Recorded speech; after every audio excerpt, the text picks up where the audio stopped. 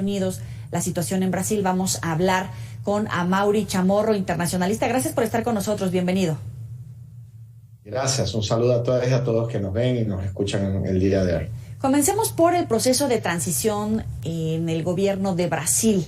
No ha habido un discurso como tal del presidente Bolsonaro reconociendo el triunfo del que será su sucesor y por tercera vez presidente Luis Ignacio Lula da Silva. ¿Cómo está Brasil en este momento? Bueno, hay que ver desde el punto de vista social en las calles. De cierta forma, el bolsonarismo movilizó una parte de su electorado, hicieron un ridículo pedido de golpe de Estado, se concentraron al frente de cuarteles del ejército. Inclusive hay un video de un militante Bolsonaro que se mete al cuartel y lo lanzan hacia afuera del cuartel. Y también cerraron algunas carreteras importantes de Brasil, intentando generar un efecto de golpe de Estado, pero no lo han logrado. Por otro lado, ya el gobierno del presidente Jair Bolsonaro autorizó y va muy bien el proceso de transición. Entonces los equipos de transición liderados, en el caso del presidente Lula, es liderado por su vicepresidente, ya inician ese proceso importante que define realmente la aceptación institucional de la victoria del presidente Lula. ¿Qué significa precisamente el regreso de Lula da Silva para la región, para esa visión de izquierda, ahora con Colombia y México, con presidentes también de izquierda? Una situación que no se había registrado antes. ¿Hacia dónde puede ir América Latina? Mira, el presidente, ahora con la victoria del presidente Lula, su tercera victoria, tiene la oportunidad de consolidarse como el más importante presidente de la historia de Brasil. Él fue el mejor presidente de la historia de Brasil por los resultados que tuvo. No obstante, él está a un paso de ser el presidente más importante. El más importante es Getúlio Vargas, que fue presidente durante los años 50, que hizo una serie de definiciones de la legislación del trabajo y la protección de la clase obrera y todo. No obstante, el presidente Lula sí tiene esa posibilidad ahora. Es un momento muy importante ya que existe una tensión en el país. El presidente Lula logra vencer electoralmente, pero no políticamente, a un sector que realmente tiene mucho poder, que es el sector que yo llamo que es un sector fascista religioso brasilero, que es sostenido por las iglesias evangélicas, también por una relación muy próxima con los grupos criminales y paramilitares que existen en Río de Janeiro, en São Paulo, y por otro lado con algunos sectores empresariales muy poderosos, muy ricos. No obstante, no son así aquellos que son los dueños de Brasil. Entonces, ellos sí tienen mucha fuerza, tienen una capacidad de movilización. No obstante, Jair Bolsonaro en este momento ocupa el cargo de liderazgo de esos grupos, pero Jair Bolsonaro realmente va a desaparecer.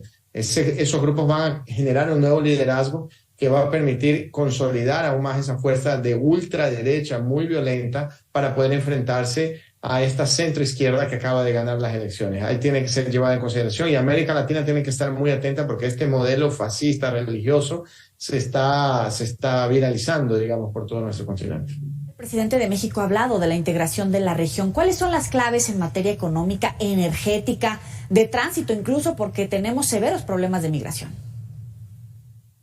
Las claves primeras son una integración que tiene que pasar por un proceso de creación de una instancia que permita esta integración independiente del espectro político que gobierna los países. Mira qué interesante, en América del Sur se fundó la UNASUR, Unión de las Naciones de América del Sur, que fue lanzada, inaugurada, inclusive teniendo la presencia de Álvaro Uribe Vélez, el hombre más a la derecha de la historia de Colombia, y teniendo al otro lado a Hugo Chávez, o sea, el hombre más a la izquierda del continente. Y ambos se sentaron a una mesa y dijeron, nosotros necesitamos conformar esa unión porque eso es imprescindible para nuestro continente.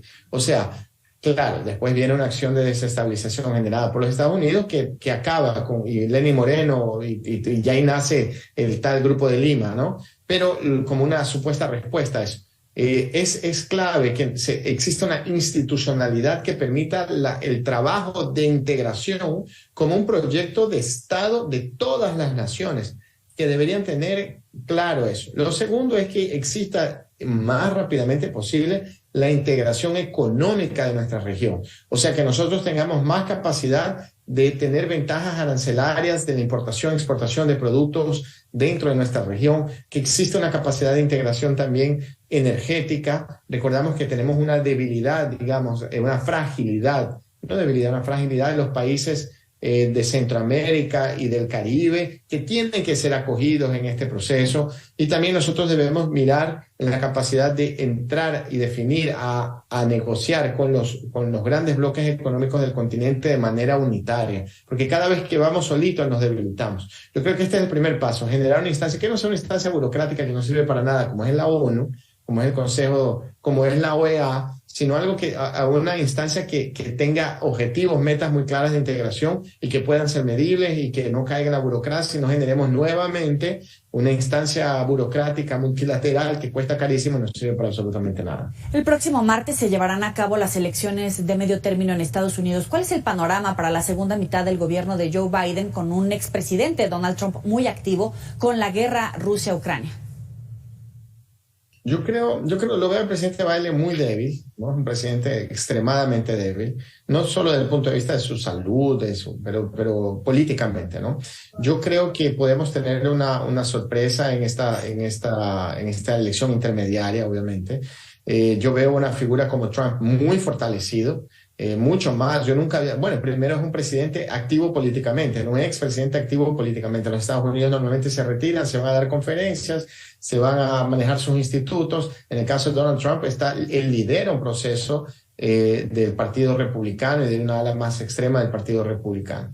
Y eso es importante porque eso sí puede influenciar el resultado de las elecciones. Ahora, hay que ver también cuál es el rol que va a jugar la guerra de Ucrania, que es una guerra para los Estados Unidos aún medio fantasma, ¿no? Por primera vez nosotros vemos una no gerencia, no participación, no liderazgo de los Estados Unidos en una guerra en un país distante, porque siempre ha sido así desde que se han fundado, porque obviamente el enemigo al otro lado es Rusia y sus 6.000 ojivas nucleares, pues nadie se va a meter ahí. Entonces, eso va a influenciar directamente el resultado de las elecciones. Yo creo que sí puede haber un giro a la derecha sensible dentro del Parlamento estadounidense y eso desequilibraría absolutamente nuestra región, porque la tendencia es cuando se derechiza el Parlamento que el gobierno demócrata tenga que hacer un poco más de concesiones y eso en materia de relaciones internacionales y la postura con nosotros los latinoamericanos siempre se acaba endureciendo. ¿Los resultados cómo van a afectar a los migrantes, no solamente mexicanos, de toda la región?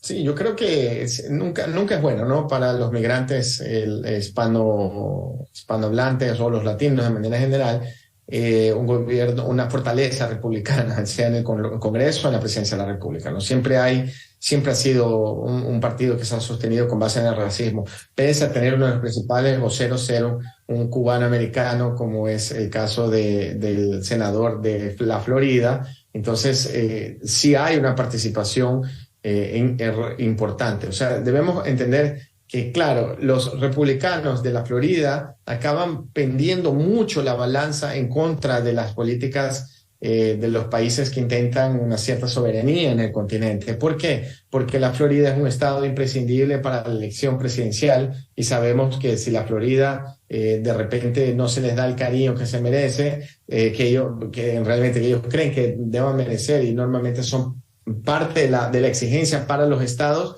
es una postura muy agresiva de los Estados Unidos en contra de América Latina.